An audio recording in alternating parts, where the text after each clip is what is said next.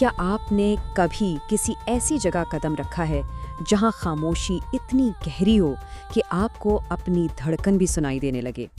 آج ہم ایک ایسی ہی خوفناک کہانی کی تہ میں جائیں گے۔ ایک بالکل سنسان یونیورسٹی ہاسٹل، ایک اچانک موت اور ایک ایسی پہیلی جو کسی کی جان لے سکتی ہے۔ چلیے شروع کرتے ہیں۔ ایک ہی دریا میں کوئی شخص 2 دفعہ نہیں اتر سکتا۔ ذرا سوچئے، آپ ایک خالی سنسان ہاسٹل میں بالکل اکیلے ہیں۔ آپ کی دوست ڈی جے کی اچانک اور پراسرار موت ہو چکی ہے، اور اس کے سامان میں سے آپ کو ایک قدیم لکڑی کا ڈبہ ملتا ہے، اور اس ڈبے پر یہ عجیب سا کال لکھا ہے۔ یہ کوئی عام جملہ نہیں ہے، یہ ایک راز ہے، ایک بند تالے کی چابی۔ خالی ہاسٹل اور اس کی پراسرار اور خاموش فضا۔ سبانجی یونیورسٹی کے ہاسٹلز، اسپرنگ بریک کا وقت ہے اور پوری بلڈنگ بالکل ویران پڑی ہے۔ یہ سنسان اور برفیلی فضا ایسی ہے کہ ایک چھوٹی سی آہٹ بھی دل کی دھڑکن تیز کر دے۔ حیا جب خالی بلڈنگ کی سیڑھیاں چڑھتی ہے تو اسے لگاتار یہ احساس دستا ہے کہ کوئی اسے دیکھ رہا ہے، کوئی پیچھے ہے۔ مڑ کر دیکھتی ہے تو کوئی نہیں ہوتا، لیکن وہ جو انسنی بے چینی ہے نا، وہ کسی عام ڈر سے کہیں زیادہ خوفناک تھی۔ آخر یہ عجیب و غریب پزل باکس یہاں کس نے چھوڑا؟ ڈی جے کے سامان میں ملنے والا یہ قدیم چائنیز ڈبہ کوئی کھلونا نہیں تھا۔ اسے ایک مخصوص خفیہ کوڈ کے بنا کھولا ہی نہیں جا سکتا تھا۔ لیکن اصل سوال یہ ہے کہ کیا یہ ڈبہ واقعی حیا کے لیے تھا، یا اس کے پیچھے کوئی بہت ہی بھیانک مقصد چھپا ہوا تھا؟ چینی پزل اور ایک انوکھی پہیلی۔ حیا یہ ڈبہ اپنے ذہین دوست معتصم کے پاس لے جاتی ہے۔ معتصم کی تیز نگاہ فوراً ایک عجیب بات نوٹس کرتی ہے۔ عام طور پر اس طرح کے چائنیز پزل باکسز میں کوڈ 5 حروف کا ہوتا ہے، لیکن اس مخصوص ڈبے پر کوڈ درج کرنے کے لیے پورے 6 یعنی 6 لیٹرز کی جگہ تھی۔ یہ ڈبہ باقی سب سے مختلف تھا۔ اب ایک طرف وہ 6 حروف کا تالا ہے اور دوسری طرف اس قدیم فلسفی کا قول۔ معتصم اور حیا فوراً سمجھ جاتے ہیں کہ اس پاسورڈ کو معلوم کرنے کا واحد راستہ اس ڈبے پر لکھی ہوئی عبارت ہی ہے۔ انہیں بس اس کال کے ذریعے کسی طرح اس ایک 6 حروف کے لفظ تک پہنچنا تھا جو اس خفیہ ڈبے کو کھول سکے۔ ہیراکلیٹس کا فلسفہ تبدیع۔ اس راز سے پردہ اٹھانے کے لیے یہ دونوں دوست لائبریری کا رخ کرتے ہیں۔ پہلا قدم ہیراکلیٹس کو پہچاننا، جو ایک قدیم اور تھوڑا بد مزاج یونانی فلسفی تھا۔ دوسرا قدم اس کے اہم ترین فلسفے کو جاننا، اور تیسرا قدم اس فلسفے میں سے وہ مخصوص 6 حروف کا لفظ نکالنا۔ یہاں ان کا ایک دوست لطیف، جو فلسفے کا اچھا علم رکھتا تھا، وہ بھی ان کی اس کھوج میں شامل ہو جاتا ہے۔ لطیف انہیں فلسفی آف چینج یعنی تبدیلی کے فلسفے کے بارے میں بتاتا ہے۔ وہ سمجھاتا ہے کہ یہ کائنات مسلسل تبدیل ہو رہی ہے۔ جب کوئی انسان کسی دریا میں دوبارہ قدم رکھتا ہے تو نہ وہ دریا پہلے جیسا ہوتا ہے اور نہ ہی وہ انسان۔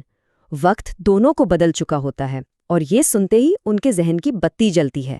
تبدیلی یعنی چینج، CHNGE، پورے 6 حروف۔ حیا نے دھڑکتے دل کے ساتھ اس ڈبے پر چینج سیٹ کیا، لیکن ڈبہ اپنی جگہ سے تس سے مس نہیں ہوا۔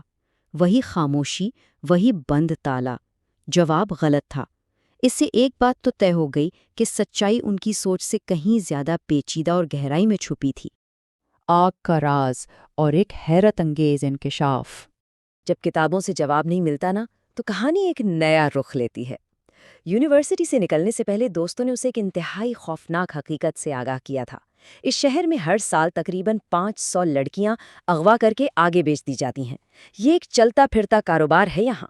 اب یہ معاملہ صرف ایک ڈبے کا نہیں رہا تھا، اندھیرے میں چھپی کسی اور ہی بلا کا ڈر سامنے تھا، اور وقت تیزی سے گزر رہا تھا۔ حیا کیمپس سے نکل کر ایک جاننے والی مسز عبداللہ کے گھر آتی ہے۔ وہاں وہ ایک چھوٹی بچی عروہ کو ٹی وی پر کیپٹن پلانٹ کارٹون دیکھتے ہوئے دیکھتی ہے۔ بچی اسے بتاتی ہے کہ ہیرو 4 چیزوں کا استعمال کرتا ہے: زمین، ہوا، پانی اور آگ۔ یہ سنتے ہی حیا کے دماغ میں جیسے دھند چھٹ جاتی ہے۔ اسے یاد آتا ہے کہ قدیم یونانی فلسفیوں نے بھی تو یہی 4 عناصر پیش کیے تھے جن سے یہ دنیا بنی ہے۔ حیا فوراً انٹرنیٹ پر سرچ کرتی ہے۔ اسے پتہ چلتا ہے کہ مختلف فلسفیوں نے اپنا اپنا ایک عنصر چنا تھا، کسی نے زمین کو، کسی نے پانی کو۔ لیکن ہیراکلیٹس کا عنصر کیا تھا؟ اس کا عنصر تھی آگ، آگ جو ہر چیز کو تبدیل کر دیتی ہے، جو خود مسلسل بدلتی ہے، اور یہی تو اس کی تبدیلی کے فلسفے کی بنیاد تھی۔ اندھیرے میں اغوا کی ایک خوفناک رات۔ جواب مل چکا تھا۔ رات کے اندھیرے میں اکیلی سڑک پر چلتے ہوئے حیا نے گھبراہٹ اور جوش میں معتصم کو فون ملایا۔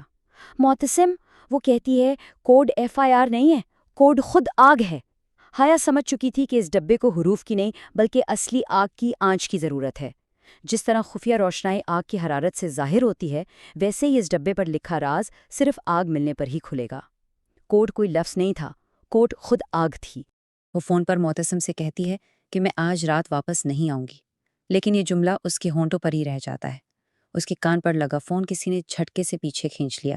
اسے مڑنے یا چیخنے تک کا موقع نہیں ملا۔ ایک بھاری، ٹھنڈے اور مضبوط ہاتھ نے اچانک پیچھے سے آ کر اس کا منہ پوری طرح دبوچ لیا۔ اس کا منہ دبا ہوا تھا، سانس رک رہی تھی، اور تبھی ایک تیز سوئی کی نوک اس کی گردن میں چبھ گئی۔ یہ سب کچھ چند سیکنڈز میں ہو گیا۔ اس کی آنکھوں کے آگے اندھیرے بادل چھانے لگے۔ حیا چیخنا چاہتی تھی، مگر اس کے دل اور دماغ سن ہونے لگے تھے۔ بے ہوش ہونے سے ٹھیک پہلے آخری چیز جو اس نے محسوس کی وہ یہ تھی کہ کوئی اسے زمین پر اندھیرے کی طرف گھسیٹ رہا ہے، پھر مکمل اندھیرا۔ اب سب سے پریشان کن سوال یہ ہے، رات کے اس اندھیرے میں حیا کو کون گھسیٹ کر لے جا رہا ہے؟ کیا یہ وہی 500 لڑکیوں کو اغوا کرنے والا گروہ ہے؟ یا اس کا تعلق ڈی جے کے اس قدیم ڈبے سے ہے جس کا راز ابھی تک کھل نہیں سکا؟ اور اس پزل باکس میں آخر ایسا کیا چھپا ہے جس کی قیمت شاید کسی کی جان ہو؟ یہ ایسے سوالات ہیں جو اس کہانی میں آگے چل کر ہمارے ہوش اڑا دینے والے ہیں۔